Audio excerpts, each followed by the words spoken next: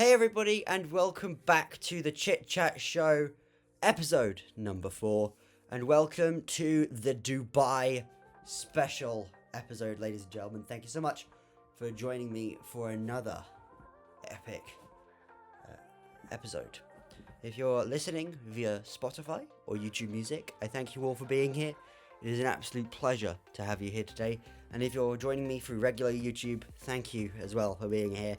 It does mean a lot, the fact you are all here today enjoying this podcast. Whether you're listening on the train, on the plane, at the gym, at work, or just doing odd jobs, thank you so much for joining me today. Today is the episode that has been anticipated since my second Australia trip got called off, and it is the Dubai special episode. So, if you remember, about last month, I was doing a bunch of videos in Dubai, and that was never intended. I never intended to be in the Middle East at all. I never intended to be in Dubai for the slightest. So the idea was, obviously, I had done a lot of prep work prior on YouTube-wise, before going to Australia. So I had pre-recorded tons of videos. We had Split Survival coming out, which is now cancelled, obviously, but Split Survival was going to trickle out. So basically, during my commute to Australia, we were going to have a constant flow of videos, so you guys wouldn't be at all out of content to watch on this channel. I was going to have a continuous flow of content, and we were going to have some incredible times. I was also workshopping on the background. I was also doing quite a lot of guest work for this very podcast. So I was trying to direct message on Twitter and Instagram a heck of a lot of people, but basically that was what I was doing. I was basically trying to get guests on for the podcast in a bunch of different genres. I was trying to get Split Survival all edited and ready to go by the time this podcast went live. And another thing that I was 100% trying to do was trying to plan for some Australia videos.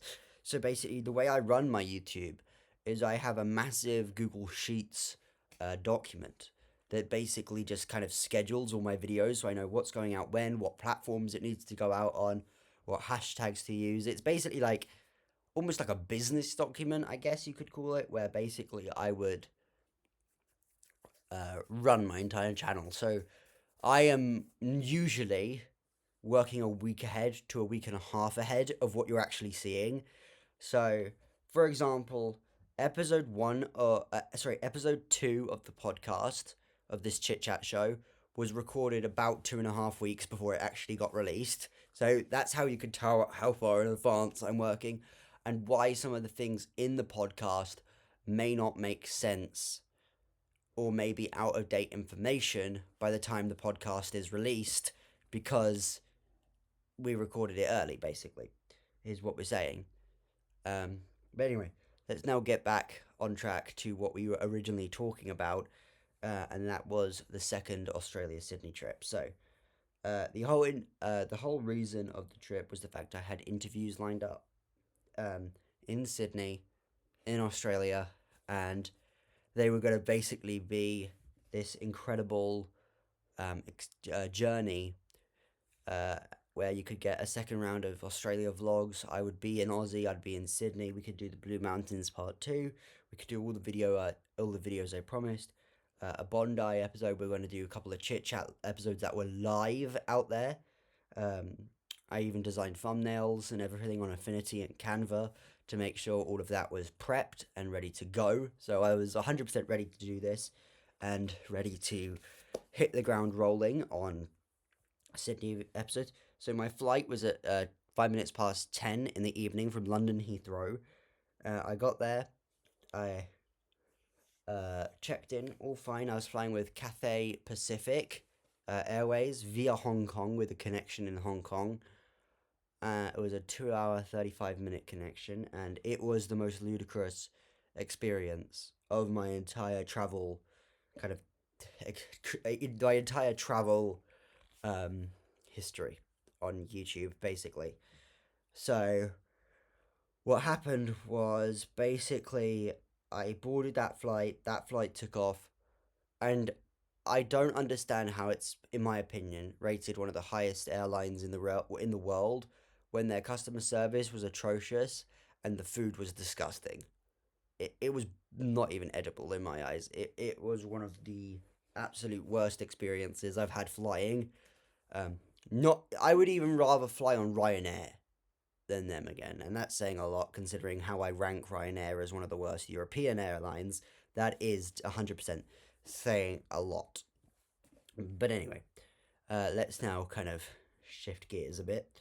And so we flew for 12 hours, 30 something minutes, and we landed at Hong Kong International Airport in China.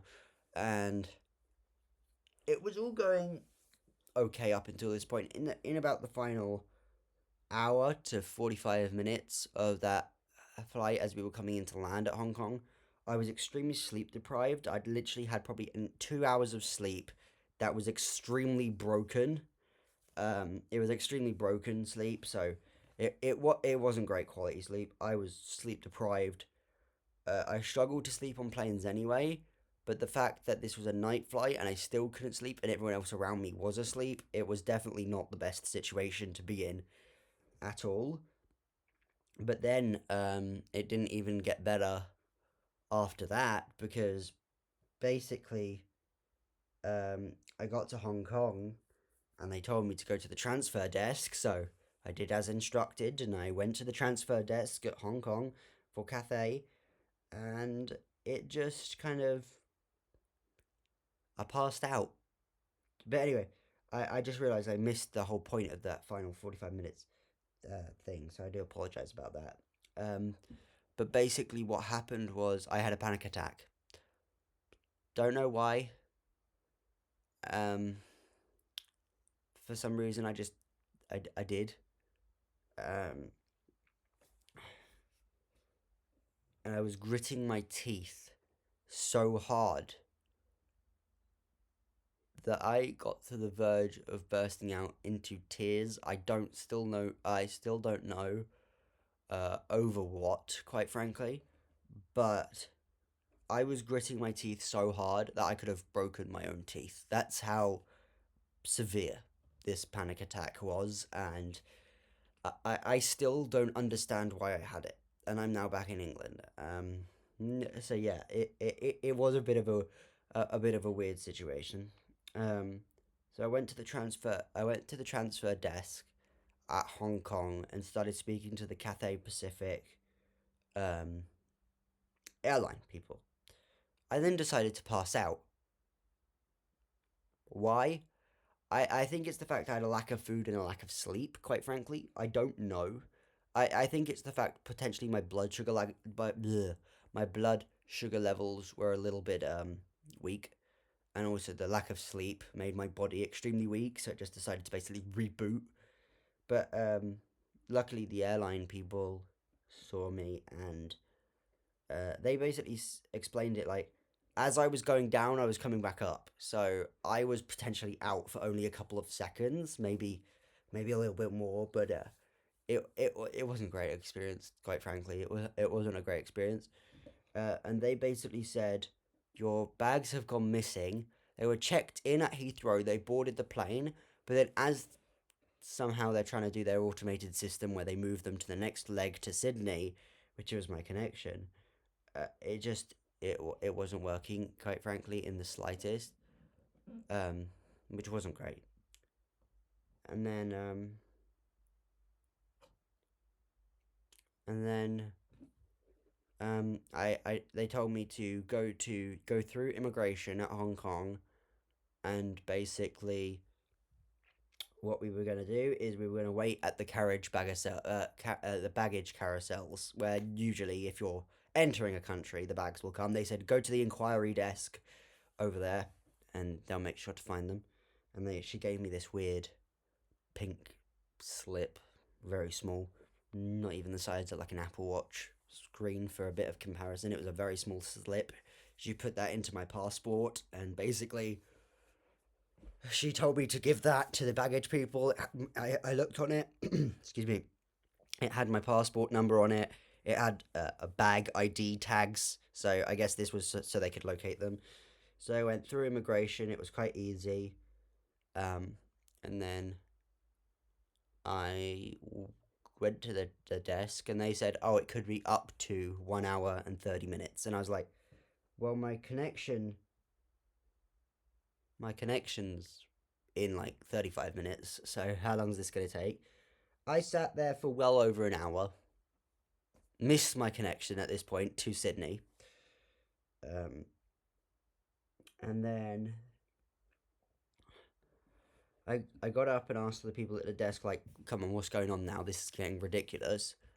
And then they said, oh, you'll be reallocated a flight either on a Cathay Pacific or a partnered airline flight. And I was like, right, whatever.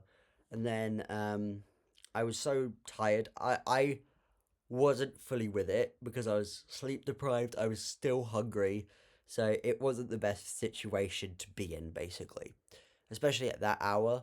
My body clock had no idea what it was doing. It had no idea what time it was. I think at that point in Singapore, in Hong Kong, I believe we were approaching 8 p.m. maybe. No, because my other flight was at 6 something. So we must have probably been around 5:30 p.m., 6 p.m., 6:30 p.m., somewhere around there. It's all a bit of a blur to me at the minute, but that's basically what I'm trying to get at here is that's kind of where we were at. But yeah, that's basically how we started, and then I managed to get my bag back, and this was the ridiculous part, and I still can't believe this and get over this.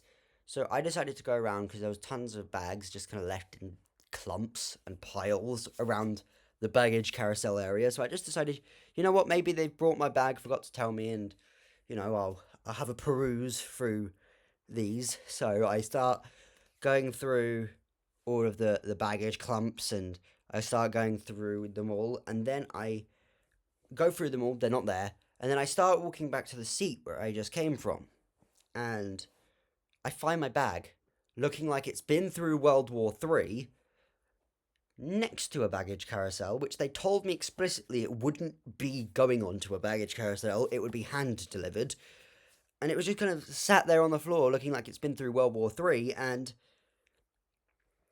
I looked at the bag tag just to make sure it's mine. I have one of the most obvious cases in the world, so I was like, it's got to be mine. And I looked at it, and it was mine. So I was like, right, let me just check my emails now. So I went onto my email account, and I have been rebooked at this point to an Emirates flight to Hong Kong via Dubai, which is going 7 hours in the wrong direction. So I was like, whatever. I am so exhausted at this point and so tired. My brain isn't probably getting the fluids or the food or the nutrients it needs to function properly. So my brain has basically automatically gone into autopilot, and it's basically trying to just get through the day. Basically, it's trying to get through to the point where I could put my head on a pillow and be fine. What I do next is basically I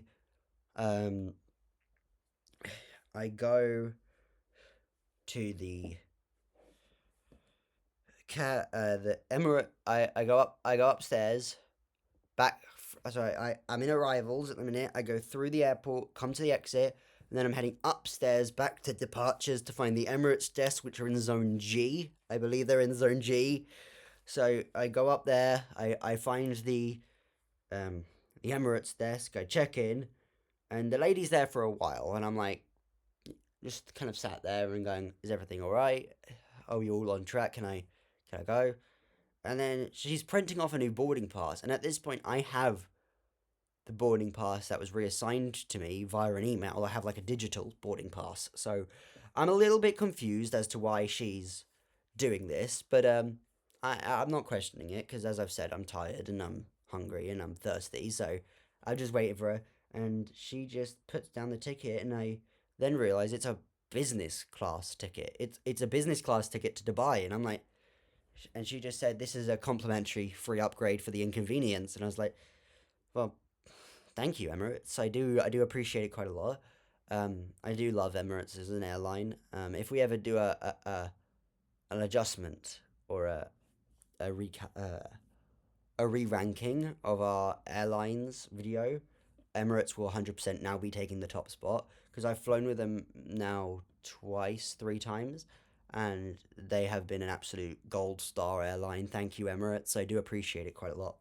Um, but basically, what's going on, quite frankly, is the fact that the so after this, it's actually before I check into Emirates. So before any of that's happened, I do have a McDonald's from the Hong Kong airport, which is in departures. So I just need some bit of food. So I have the most lousiest Big Mac possible. Um, I'm paying in Hong Kong dollars, so it's the conversion rate I'm not really thinking about. It is ridiculous. I think my bill ended up being like 70 Hong Kong dollars, and that ended up being about 11 quid UK. So that wasn't awful. That wasn't too bad at all. Um, but then basically the so I checked in with Emirates. I went through Hong Kong security, and then I now have 3 hours to kill airside in departures, not landside, airside in departures, to basically try and wake myself up, try and get some food in me at this point. And basically, I am just doing laps of the airport at this point to stay awake. I'm grabbing coffee. I'm doing TikToks. You guys saw possibly my Instagram stories that came out. A link in the bio if you want my link tree. But yeah, basically, it is catastrophic at this point, and I'm forcing myself to stay awake, because I know if I fall asleep on one of these chairs in the Hong Kong airport, that I will not wake up, and I will miss this flight, and I'll be still in Hong Kong. But I want to get moving, so my flight with Emirates is at 35 minutes past midnight, which is a very random, very weird time for a flight. I've never had a flight that late in my life. I've had a couple of 2 a.m. flights, 4 a.m. flights, but I've never had one at 35 minutes past midnight. That to me is absolutely ridiculous. But yeah, so I do all of that, and it is very strange. And I get on the flight, and I try and sleep, and I can't sleep. I had probably got to the point at this time, I was possibly up for 23, 24 hours straight at this point. So my body has now become overtired to the point where I've started waking myself up again, which happens. It happens, but it usually is on like 9-hour flights or 10-hour flights, not normally on 12. So I get on the Dubai flight with Emirates in business class. The seat is incredible. The food is amazing. The staff are lovely. And I fly to Dubai. So over the next 7.5 hours, I landed Dubai International Airport in the UAE. And they basically gave me the instructions in Hong Kong to basically just go to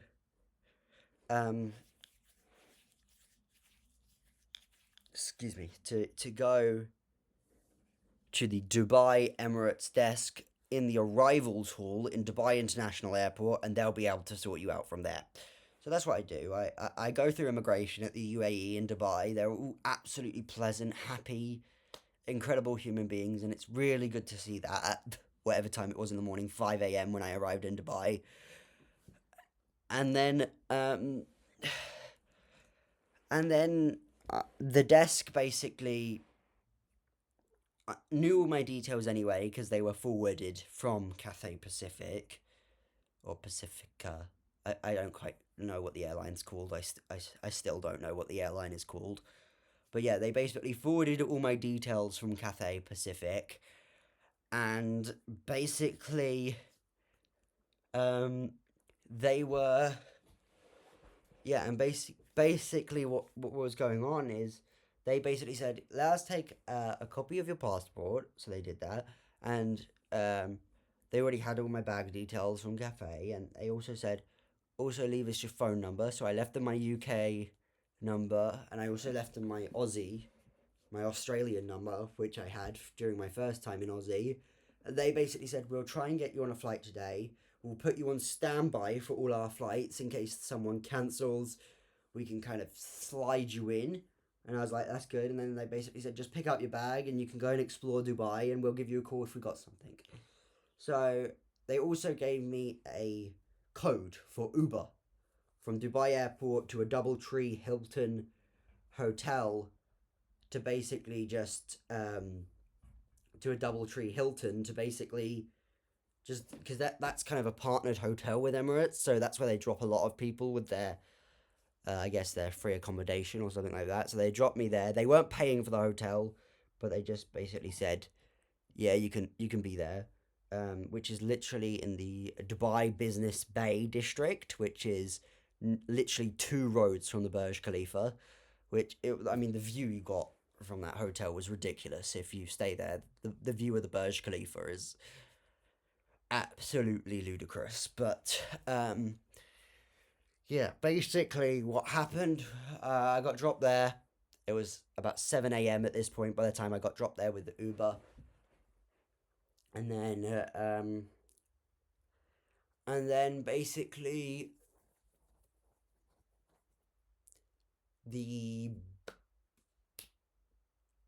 and then I had a coffee in the lobby of the hotel to start waking me up, and then I decided to walk around. I decided to walk around Dubai, so I went to the Dubai Mall. I went to the Burj Khalifa, or the under part of the Burj Khalifa, and that's where the first kind of vlog spawned from, guys. So yeah, so that's kind of where the first vlog came from. It was it,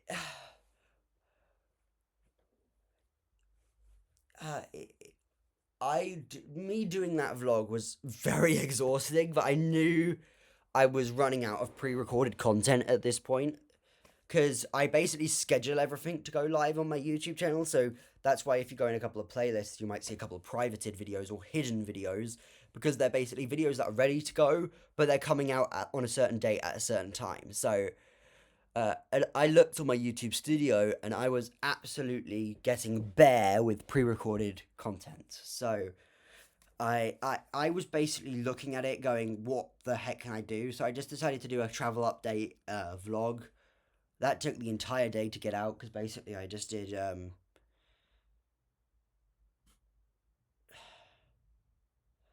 because basically what I did was it was a walk and talk vlog.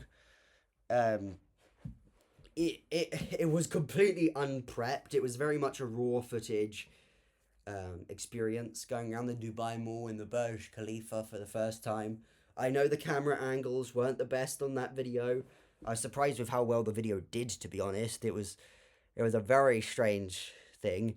But I was keeping you all up to date more on Instagram and TikTok during that time. I tried a couple of TikTok lives, so if you were one of the subscribers that tuned in for those, thank you so much for being a part of those. It was much appreciated, the fact that people actually tuned in for the TikTok live I did that evening from the hotel room in Dubai. It did mean a hell of a lot to have you all there. But basically, yeah, day one was very rough in Dubai. I managed to pay for 2 nights in that hotel, the Hilton.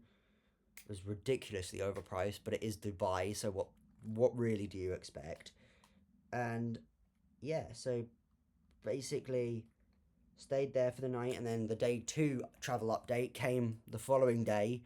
by this point, I'd made the decision to start coming back to the UK, because if I had gone to Sydney via Dubai, it would be £1,600.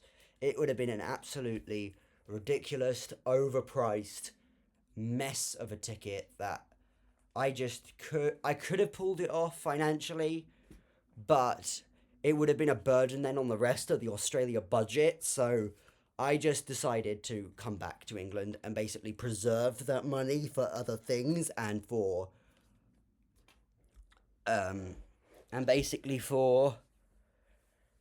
not content, but to basically just preserve the money in general. So yeah, that was kind of my horror story all wrapped up in a nice little bow. It wasn't really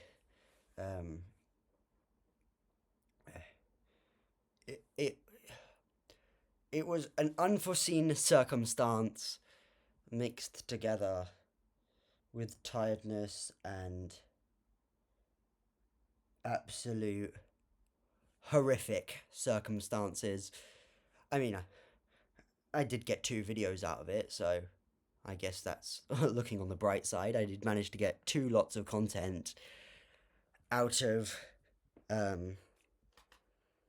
it, so I guess that was a benefit, guys. But that's gonna wrap it up for today's episode of the Chit-Chat Show. Thank you so much for joining us. This is a bit more of a shorter episode because it was a Dubai special, but we'll be back next week with a brand new guest. Not next week, we'll be back in 2 weeks with a brand new guest. So make sure to hit that follow button if you're on Spotify, and make sure to hit subscribe on YouTube and YouTube Music. Thank you so much for listening, guys, and I'll see you next time.